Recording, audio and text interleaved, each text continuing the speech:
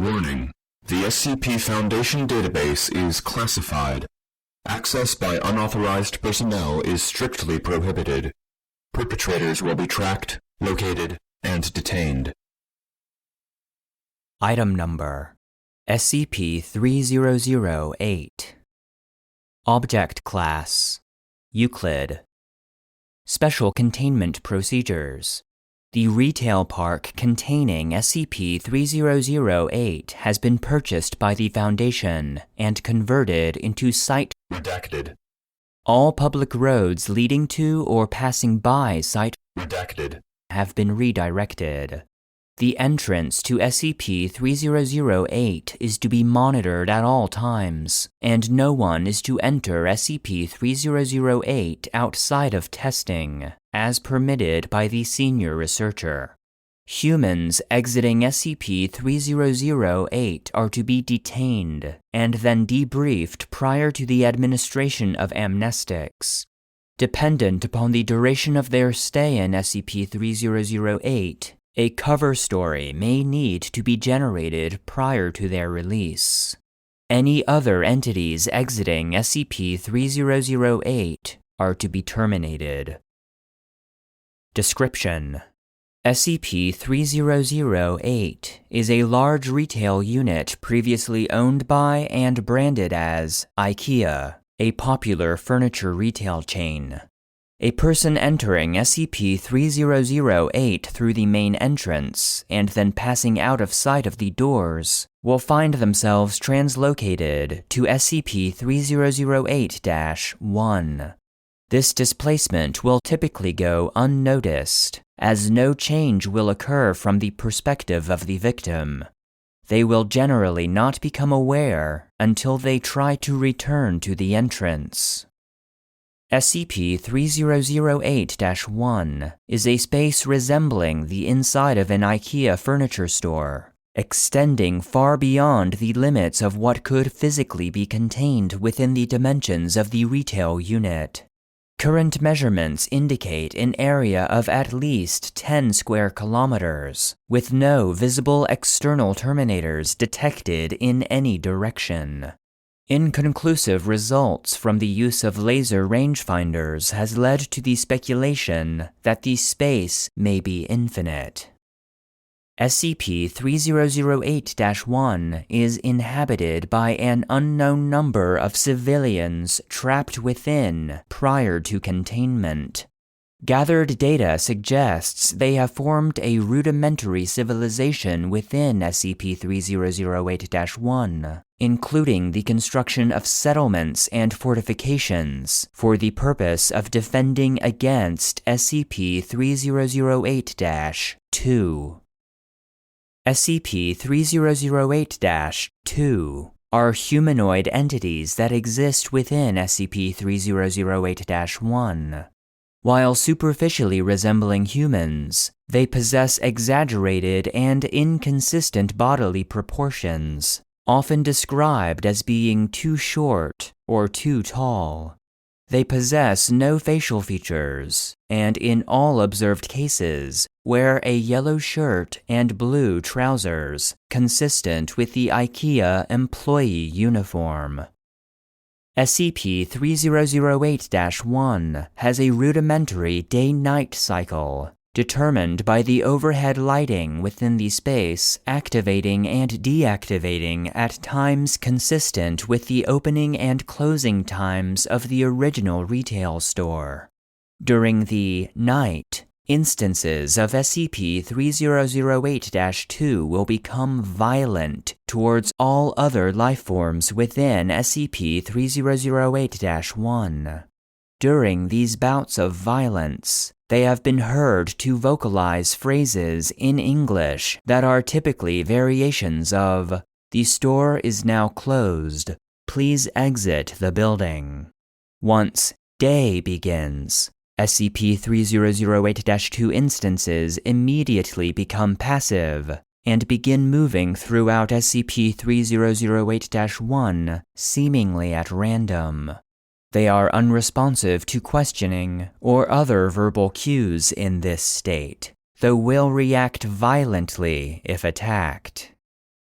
SCP-3008-1 is known to have one or more exits located within, though these exits do not appear to have a fixed position, making it difficult to leave SCP-3008-1 once inside. Using any other door besides the main entrance to enter the structure, or breaking through the walls of the retail unit, leads into the non-anomalous interior of the original store. Since containment began, 14 individuals have managed to exit SCP-3008. Following extensive debriefing, all individuals have been administered amnestics and released. Incident 3008-1. At 0000 hours 37 minutes on Date redacted. 2000, Redacted. a human male exited SCP-3008, followed 10 seconds later by an instance of SCP-3008-2. The SCP-3008-2 instance caught and killed the man, before itself being terminated by armed response personnel. This incident represents the only time an instance of SCP-3008-2 has been seen exiting SCP-3008. A full autopsy on the corpse was performed. See 3008-2 autopsy log for more details. The man was carrying a Sony Pressman M430 personal voice recorder, presumably purchased at the Redacted. next door to SCP-3008 before entering. The microcassette tape inside held numerous recordings seeming to document the man's time in SCP-3008-1. Recording follows. Begin log. Is this on? Okay. So, I'm recording this to document what I can only assume is my sudden descent into insanity. I can't possibly be that bad of a navigator, and yet, as I record this, I've been trapped in IKEA for 2 days. I haven't seen another person in the entire time I've been here. I thought it was a prank at first. Turn the place into a maze, get all the people out, and see how long it takes me to get lost. Then everyone has a good old laugh. Realized that wasn't the case when I tried to backtrack. Everything had changed, so I ended up lost. Instead of the exit, it was just row after row of bookcases. So I'm trapped in IKEA. Sounds like the setup for a bad joke. The lights went out at 10 p.m. Nearly gave me a fucking heart attack. That loud electrical thunk sound and then pitch blackness. Place is full of beds, though, and my phone has a torch on it, but no damn signal. So I found a bed and went to sleep. Spent most of the next day trying to find my way out with no luck. Did find a restaurant serving those meatballs, though, so at least I won't starve. That's probably the punchline to that joke. Anyway, they were still warm and fresh, but I haven't seen anyone around who could have cooked them. Made my way back to the beds before the lights cut out again, since it's too dark to search with them off. It's 9:10 a.m. now. The lights came back on a little while ago. I'm sure I've searched the entire area around where I came in now, and the exit obviously isn't here, so I'm going to pick a direction and hope for the best.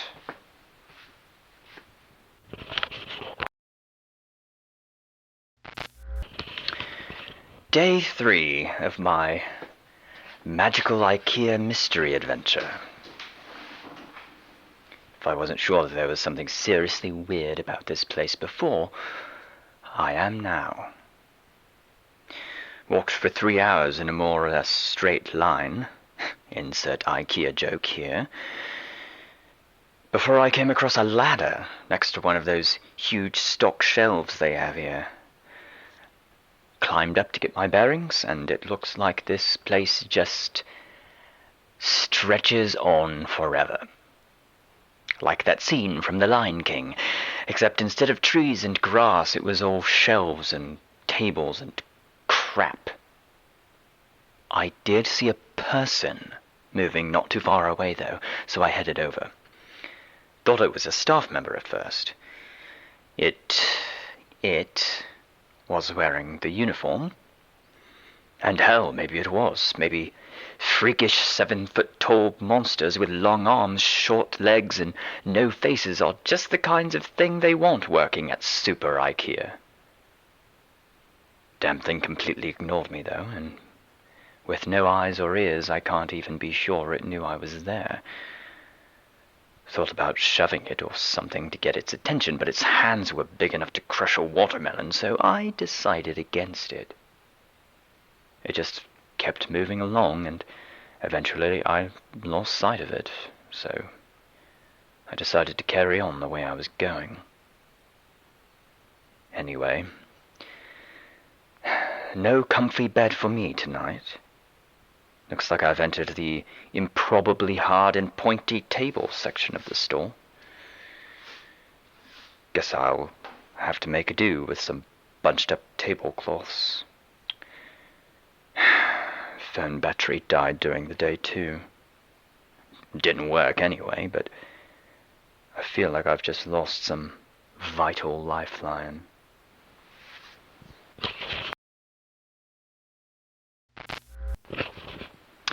You ever see one of those cartoons where they're going through doors in a hallway and they just pop out of another door in the same hallway?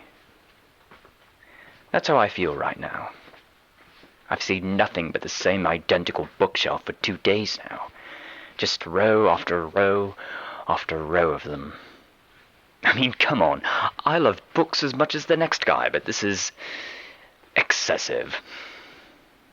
I'm obviously still moving forwards, though. I can see the signs hanging overhead passing by. Too bad none of them say exit. Not sure who I was addressing that question to. Let's just say it was practice for the autobiography I'm going to write when I get out of here. I'll call it My Perfectly Normal Trip to a Regular Old IKEA. If I ever get out of... No, forget I said that. Finally found some other people. Yeah, turns out I'm not the only poor bastard trapped in here.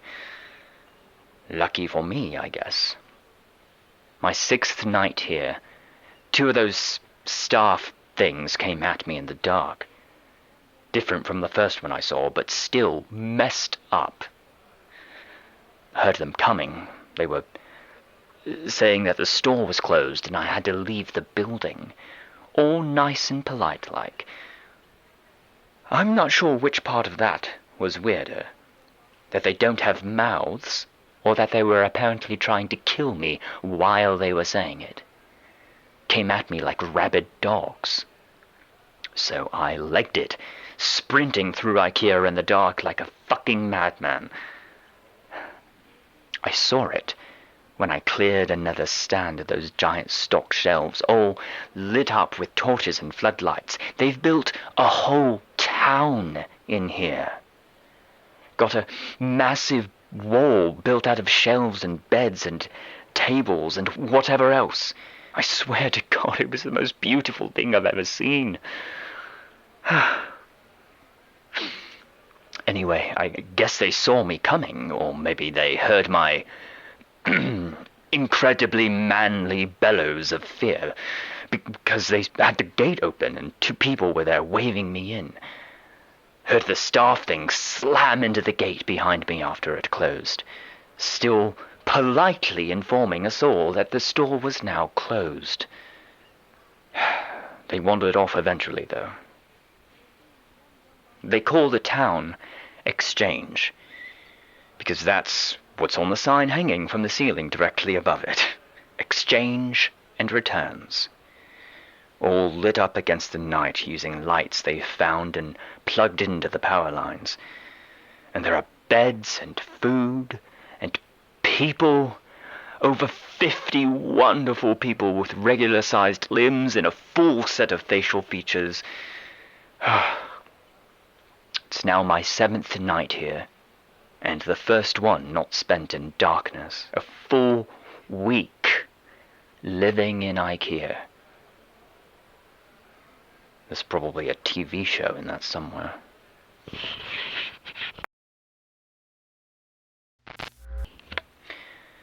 Now that I'm around other people, I'm starting to feel more normal. Maybe normal isn't the word, but after a week, with only the sound of my own footsteps for company, I was becoming increasingly sure that I'd just gone nuts. That I was tied up in some padded room somewhere, banging my head against the wall. But no, I feel quite sane now, thank you very much. Apparently there are other towns out there, some with more people, some with less. I found that fairly mind-boggling. How can that many people go missing with no one noticing? Surely someone would have noticed that everyone who goes to IKEA seems to fucking vanish. Or maybe it's not everyone. Maybe we're just the lucky ones. The people here just call those staff monster things the staff. Apparently they're fine during the day, minding their own business, walking the aisles. As soon as those lights go out, though, they go fucking bonkers. So during the day, people go out to find food, water, and whatever else they need. Apparently there are restaurants and shops around that randomly get restocked. No one knows how. Maybe the staff do it. Apparently they aren't very good at their jobs, though, because the restocking sometimes takes a while, which means the food needs to be rationed. Maybe if they weren't so busy chasing people around in the dark, they'd get more done. Anyway, when night comes, the staff go nuts, and everyone holds up inside the walls. Apparently it's the same everywhere in this place. Whatever this place is. The IKEA, from whence all other IKEAs sprang. Or maybe we're all still just in the regular IKEA and this is all some fever dream brought on by mind-numbing boredom. Who knows?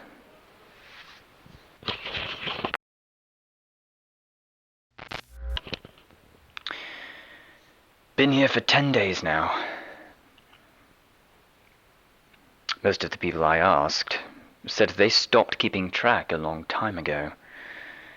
And one guy, Chris, said he'd been in here for years. Years.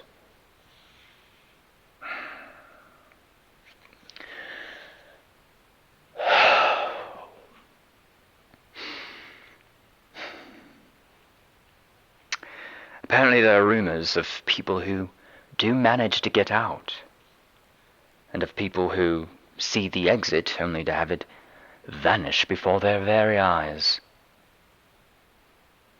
I get the feeling not everyone believes that, but I do. Explains how we got stuck here in the first place. Sort of. And I mean, come on. Staff monsters, row after row of high-quality Swedish furniture. I don't know why they would find a disappearing door so hard to believe in. Anyway, I went out scavenging for food at a nearby shop with Sandra and Jerry today. Once you learn the landmarks of this place, it's not so hard to navigate. The overhead signs help a lot. But there are others. Not too far in the distance, a huge section of those giant stock shelves has collapsed against each other, and way off in the east, we all assume it's east anyway, apparently IKEA doesn't sell compasses, is some kind of tower that looks like it's made of wood, reaches all the way to the ceiling. Maybe they were trying to break out through the roof. Lights up at night, so there must be people there, but apparently it's a few days' walk, which means it must be miles away, so no one here really knows for sure. Apparently I got incredibly lucky, sleeping out in the open for a week without getting ripped to bits by the staff. That's me. Lucky, lucky, lucky. We found some food in the shop. Guess the staff restocked it during the night, which was nice of them. There was a telephone on the wall, so I figured I'd try it out. There was a voice on the other end, but they were just talking nonsense, random words strung together with no real meaning. You ever see a video of someone with aphasia? Kind of sounded like that. Didn't dawn to me when I spoke to them anyway. Sandra says all the phones in here are the same. Oops, asking the recorder questions again.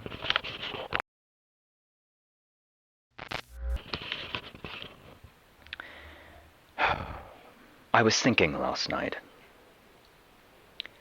The ceiling on this place is pretty high, and as far as anyone can tell, it goes on forever. Shouldn't there be some kind of weather in here?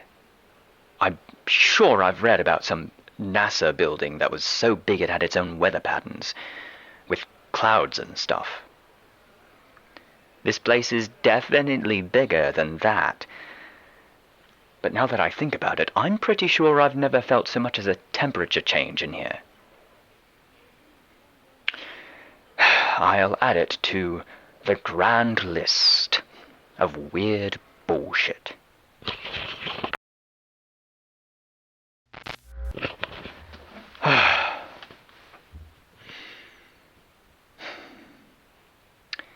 The staff attacked the exchange last night. Must have been 20 or 30 of them, all just asking us to leave the store, calm as you like, while trying to smash the walls down with their bare hands. Apparently this happens pretty regularly, so everyone is prepared for it.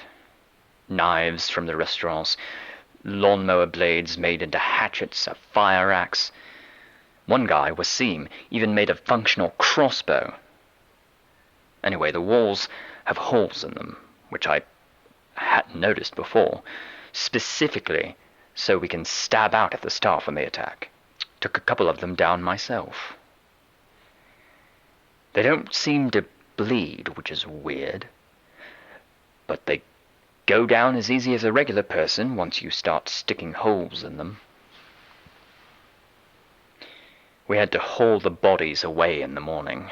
Apparently the dead ones will attract more during the night, so we had to get them away from exchange. We have a couple of those trolley things they use to move big boxes around. So we loaded them up and took them over to pickup. Apparently people just name everything in here after whatever sign is hanging overhead. Pickup was grisly. There were hundreds, maybe thousands of dead staff all piled up. There was no smell, which was a blessing. Apparently, in addition to not bleeding, these things don't rot either. My curiosity got the better of me while we were unloading them, so I took a look at one of the more cut-up ones. They're just skin, or something that looks like skin, all the way through. No muscle, no bone, no organs. Are they even really alive in the first place? They certainly seem like they have bones when they're moving around, pounding on the walls. And I'm sure I felt more resistance than just skin when the knife went in during the night. Maybe something happens to them when they die. Just one more thing on the ever-increasing list of weird shit that goes on in here, I guess. Something occurred to me after the staff attack the other night. Every time you see a situation like this on TV or in film, like it's the end of the world or everyone is trapped on an island or whatever, once groups like ours start to form, people always seem to turn on each other, fighting for food or dominance or whatever else. That hasn't happened here.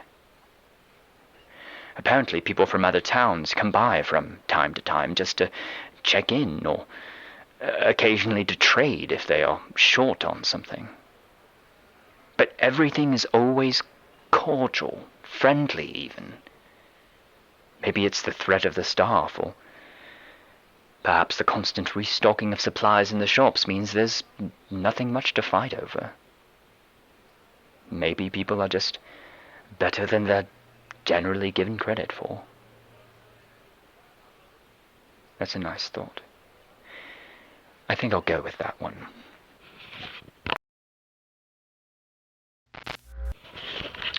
A dozen people showed up at the gates this afternoon from a town called Trolleys. Apparently the staff broke through the walls and tore the town apart during the night. These 12 are the only survivors out of over 100. We let them in, obviously. One more point in the human decency column. Later I asked if anyone knew how many of these towns there were out there. Between us and the new folks, we managed to come up with over 20 names. 20 towns filled with people. And who knows how many beyond that. The motto for this place should be, how is that even possible? Surely someone, somewhere, must be looking for the thousands of people that must be in here.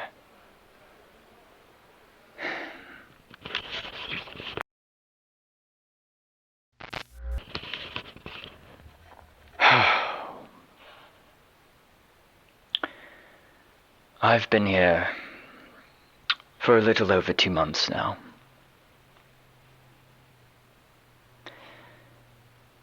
Not that much changes, as it turns out. A couple of new people showed up. Same story as the rest of us. Nice little trip to IKEA, and suddenly they're trapped in Billy Bookcase's House of Faceless Weirdos. The staff attack the exchange once or twice a week. We kill them and haul their bodies off. Sometimes they hurt some of us first.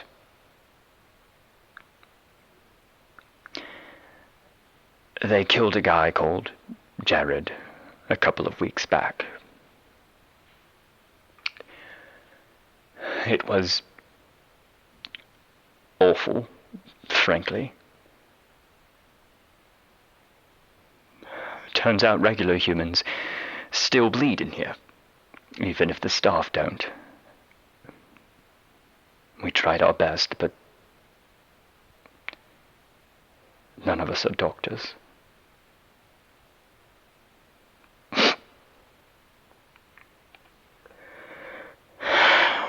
Jared was a good guy.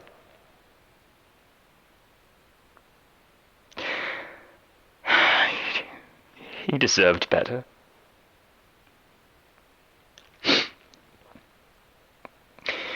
all do.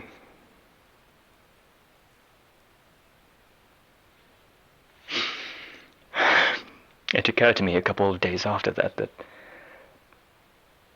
none of us were really looking for a way out of here. I don't even know where we'd start.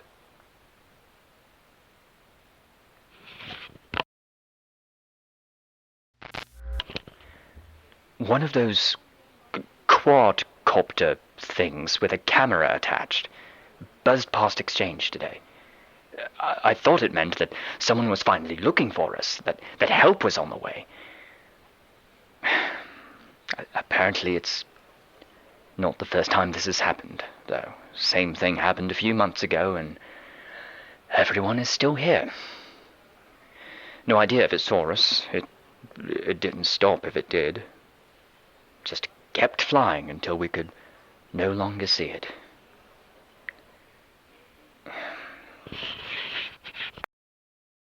Note: based on recovery time of the recorder, this entry appears to line up approximately with our first successful test piloting a drone inside SCP-3008-1. Analysis of footage shows a walled settlement under a sign labeled Exchange and Returns. Attempts to relocate the settlement failed. Origin of previously sighted drones is unknown.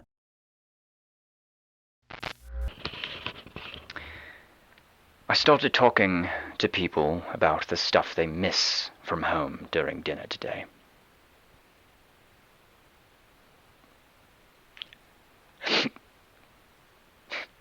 Probably not the best idea I've ever had.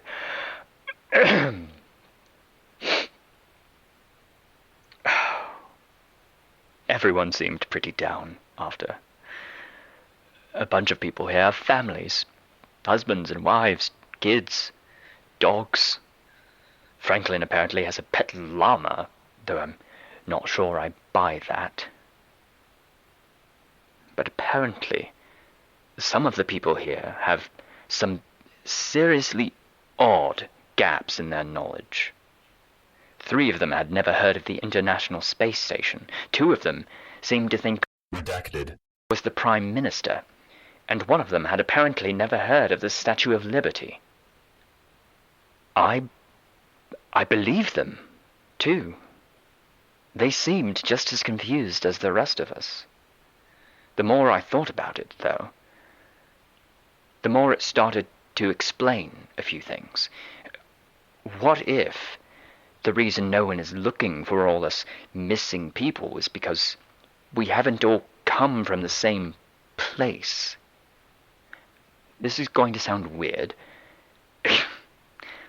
Maybe that should be the motto for this place.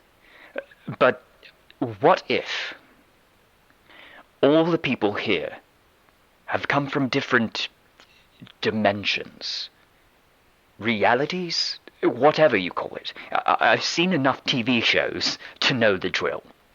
Sarah comes from a place where there is no Statue of Liberty.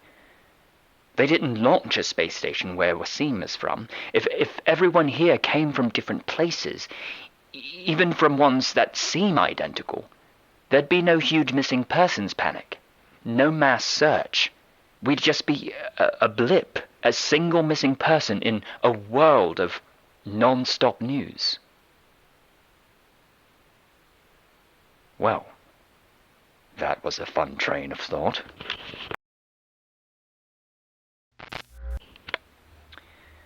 I just realized that yesterday was the 6-month anniversary of my arrival here. I wonder if IKEA sells party hats. The routine around here has remained more or less the same. More new folk show up, 1 every couple of weeks or so. Food supplies go up and down, but we've never actually had a major shortage. Occasionally we get a visitor from one of the nearby towns, usually checkouts or aisle 630. We check in with each other from time to time, occasionally trade supplies if someone gets particularly low on something. It's comforting, in a way. A reminder that we aren't alone in here. Some small glimmer of civilization. Sometimes they bring medical supplies. Apparently there's a pharmacy a few towns down from checkouts that gets restocked every now and then. So they share out what they can. I've never heard of an IKEA with a pharmacy before, but at this point I wouldn't be surprised if someone stumbled on an IKEA organ harvesting lab. Would certainly explain the staff. Speaking of our faceless jailers, their attacks have been getting worse lately. 3 or 4 times a week now, with twice as many staff as there used to be. No idea where they all come from, or why the attacks have increased. We tried following one of them during the day a few weeks ago, me and Sarah. Wanted to see if they led back to a staff room or something. Didn't seem to go anywhere, though, just randomly walked through the aisles. We had to turn back before we found anything.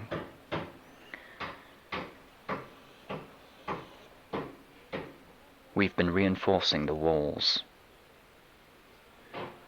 trying to arm ourselves better. Certainly no lack of materials to use. Wasim has been making more crossbows, but it's pretty slow going. Too bad IKEA doesn't sell guns. Note: no new personnel have entered SCP-3008 at Site Redacted. in the time span indicated in this entry.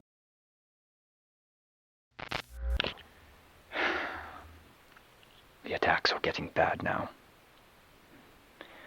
Almost every night.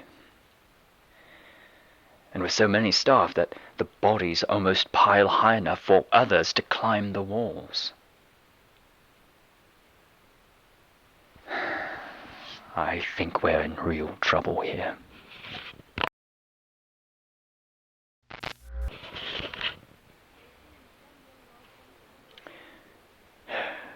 Exchange is... I think exchange is done. We got hit pretty bad last night. Not many casualties, but the wall is wrecked. We finally figured out why the attacks had been escalating, too.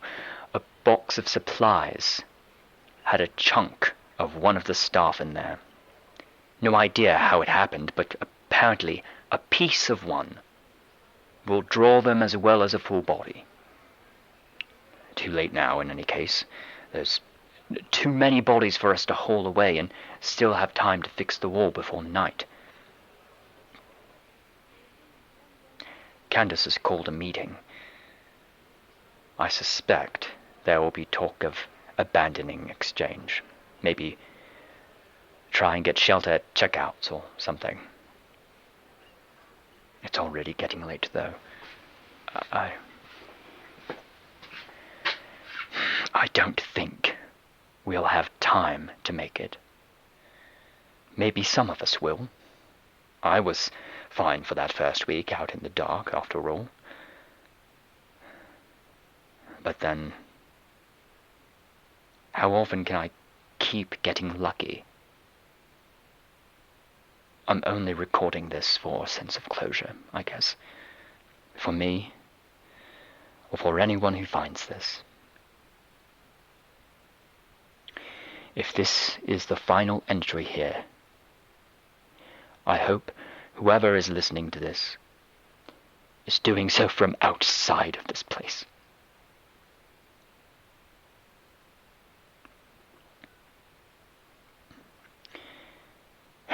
My biggest fear? If I do die tonight, I'll just wake up here again in the morning.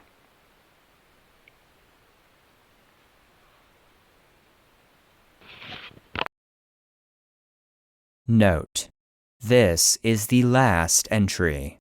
It is assumed that while attempting to reach the Checkouts settlement, he was separated from the rest of his group by a pursuing SCP-3008-2 instance and happened upon the exit.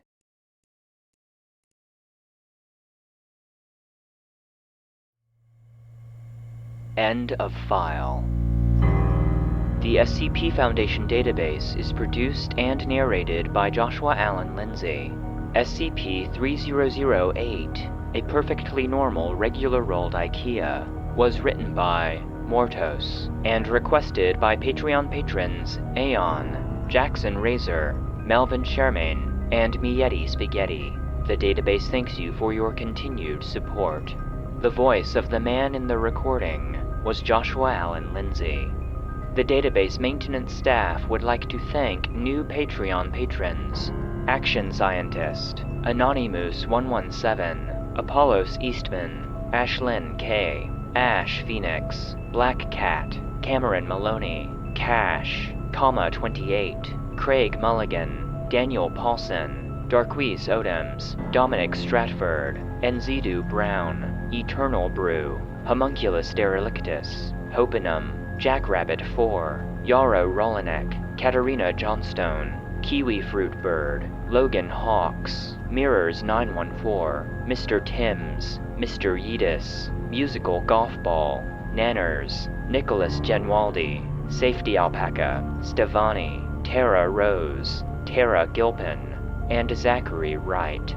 Support for the database is solely provided by our patrons on Patreon. Please consider supporting the show at patreon.com/the SCP Foundation database to gain access to exclusive benefits, including bonus content, joke SCPs, merch, the ability to request episodes, and an invite to our private Discord server.